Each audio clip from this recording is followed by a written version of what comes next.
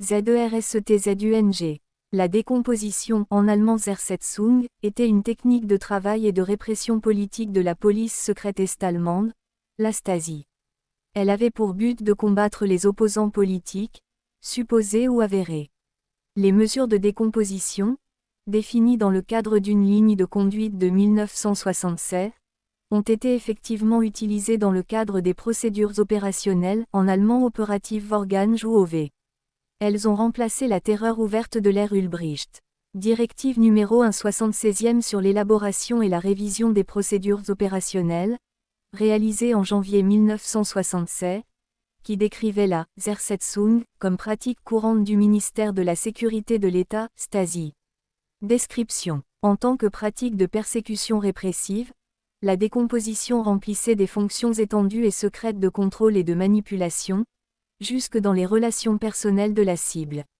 La Stasi s'appuyait pour cela sur son réseau de collaborateurs officieux, en allemand Inoffizielle Mitarbeiter ou IM, sur l'influence de l'État sur les institutions et sur la psychologie opérationnelle. Par des attaques psychologiques ciblées, la Stasi essayait ainsi d'ôter aux dissidents toute possibilité d'action hostile. Grâce à de nombreux dossiers de la Stasi rendus publics à la suite du tournant en Allemagne de l'Est, l'usage des mesures de décomposition est bien documenté. Selon les estimations, le nombre de victimes de telles mesures serait de l'ordre du millier, voire de la dizaine de milliers, et parmi elles, 5000 auraient subi des dommages irréversibles. Des pensions de dédommagement ont été créées pour les victimes. Définition. La décomposition est une méthode opérationnelle du ministère de la Sécurité d'État pour une lutte efficace contre les agissements subversifs, en particulier dans le traitement des opérations. Avec la décomposition, au travers de différentes activités politiques opérationnelles, on prend de l'influence sur les personnes hostiles et négatives, en particulier sur ce qu'il y a d'hostile et de négatif dans leurs dispositions et leurs convictions, de sorte qu'elles soient secouées et peu à peu changées, et le cas échéant que les contradictions ainsi que les différences entre les forces hostiles et négatives soient provoquées, exploitées ou renforcées. Le but de la décomposition est la fragmentation, la paralysie, la désorganisation et l'isolement des forces hostiles et négatives, afin d'empêcher par là, de manière préventive, les agissements hostiles et négatifs, de les limiter en grande partie ou de les éviter totalement, et le cas échéant de préparer le terrain à un rétablissement politique et idéologique. Les décompositions sont également un élément constitutif immédiat des procédures opérationnelles et d'autres activités préventives pour empêcher des rassemblements hostiles. Les forces principales de la mise en œuvre des décompositions sont les collaborateurs officieux. La décomposition présuppose des informations et des preuves significatives sur des activités hostiles planifiées, préparées et accomplies ainsi que des points d'ancrage correspondants pour des mesures de décomposition. La décomposition doit se produire sur la base d'une analyse de fond des faits et de l'établissement exact du but concret. La décomposition doit être exécutée de manière uniforme et encadrée, ses résultats doivent être documentés. L'explosivité politique de la décomposition pose des impératifs élevés en ce qui concerne le maintien du secret. Contexte politique. Pendant la première décennie d'existence de la RDA, l'opposition politique est combattue principalement par le droit pénal, via les accusations d'incitation à la guerre et au boycott. Pour contrecarrer l'isolement de la RDA, sur la scène internationale, due à la construction du mur en 1961, la terreur judiciaire est abandonnée. Surtout depuis le début de l'ère Honecker en 1971, la Stasi intensifie ses efforts pour punir les comportements dissidents sans passer par le droit pénal. Des motifs importants sont le désir de la part de la RDA de reconnaissance internationale et le rapprochement avec l'Allemagne de l'Ouest à la fin des années 60. En effet, la RDA s'engage, aussi bien dans le traité fondamental signé avec la RFA que dans l'adhésion à la charte de l'ONU ou dans les accords d'Helsinki à respecter les droits de l'homme, ou du moins, annonce son intention comme telle. Le régime du Parti socialiste unifié, en allemand Sozialistische Einheitspartei USED, décide donc de réduire le nombre de prisonniers politiques, ce qu'il compense par des pratiques de répression sans emprisonnement ni condamnation. Mise en pratique. Sur les individus, la Stasi appliquait la décomposition avant, pendant, après ou à la place de l'incarcération de la personne cible. Les procédures chirurgicales n'avaient pas pour but, en général, de récolter des preuves à charge contre la cible, pour pouvoir entamer des poursuites.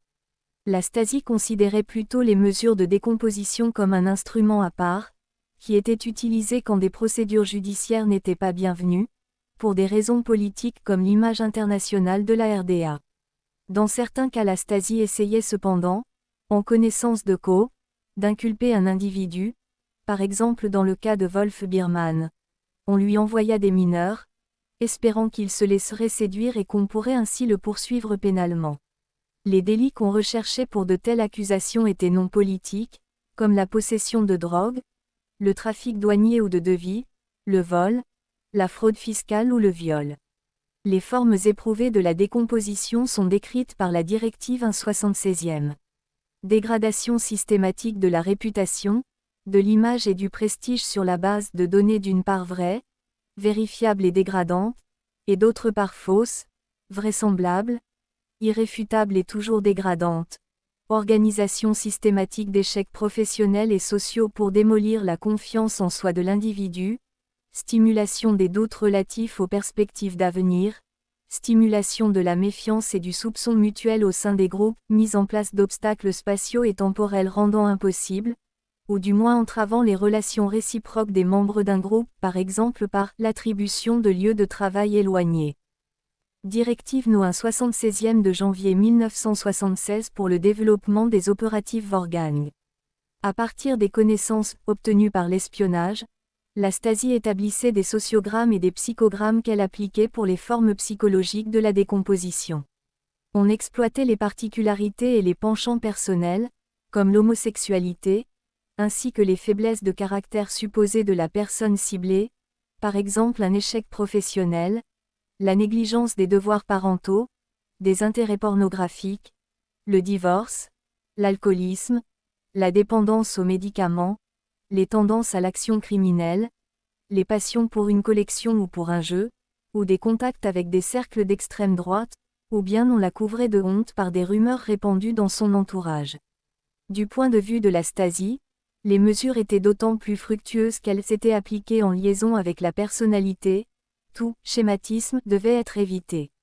En outre, faisait partie des méthodes de décomposition l'espionnage ouvert, caché aux fins, l'ouverture des lettres et l'écoute des conversations téléphoniques, les atteintats, la propriété privée, les manipulations sur les véhicules et jusqu'à l'empoisonnement de la nourriture et l'usage de faux médicaments. Certains collaborateurs de la Stasi prenaient en compte tacitement le suicide des victimes de décomposition. Il n'a pas été établi définitivement si la Stasi utilisait des rayons X pour provoquer chez les opposants des problèmes de santé à long terme. En effet, en 2 ans d'intervalle sont morts du cancer Rudolf Barrow, Gerulf Panard et Jürgen Fuchs, 3 dissidents importants qui avaient été emprisonnés au même moment. Une étude du mandataire fédéral pour la documentation du service de sécurité de l'État de l'ex-République démocratique allemande, Bundesbeauftragte für die Unterlagen des Staatssicherheitsdienste der ehemaligen Deutschen Demokratischen Republik ou BSTU, a cependant rejeté sur la base des documents subsistant une telle utilisation dolosive des rayons X et n'évoqua à la place que des cas isolés et involontaires d'utilisation nocive de sources radioactives, par exemple pour le marquage de documents. Au nom de la cible, la Stasi publiait des petites annonces, commandait des produits ou passait des appels d'urgence, pour la terroriser. Pour menacer ou intimider ou susciter des psychos, la Stasi s'assurait l'accès au logement de la cible et y laissait des traces visibles de sa présence, en ajoutant, déplaçant ou modifiant des objets. Sur les groupes et les relations sociales, la Stasi manipulait les relations d'amitié, d'amour, de mariage et familial par des lettres anonymes, des télégrammes et des appels téléphoniques ainsi que des photos compromettantes, souvent truquées. De cette manière, les parents et les enfants étaient censés devenir systématiquement étrangers l'un à l'autre. Pour provoquer des conflits et des liaisons extraconjugales, la Stasi mettait en œuvre des séductions ciblées via des agents Roméo.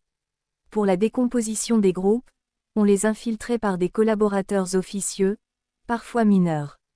Le travail des groupes d'opposants était entravé par de permanentes contre-propositions et désaccords de la part des collaborateurs, officieux lors des prises de décision. Pour semer la méfiance à l'intérieur du groupe, La Stasi faisait croire que certains membres étaient des collaborateurs officieux. En plus de la diffusion de rumeurs et de photos manipulées, la Stasi feignait des indiscrétions à propos de collaborateurs officieux, ou plaçait des membres des groupes ciblés à des postes administratifs pour faire croire qu'il s'agissait d'une récompense pour une activité de collaborateur officieux. De même, on éveillait des soupçons sur certains membres du groupe par l'attribution de privilèges, par exemple pour les autorisations de voyage, l'attribution d'un logement ou d'une voiture personnelle.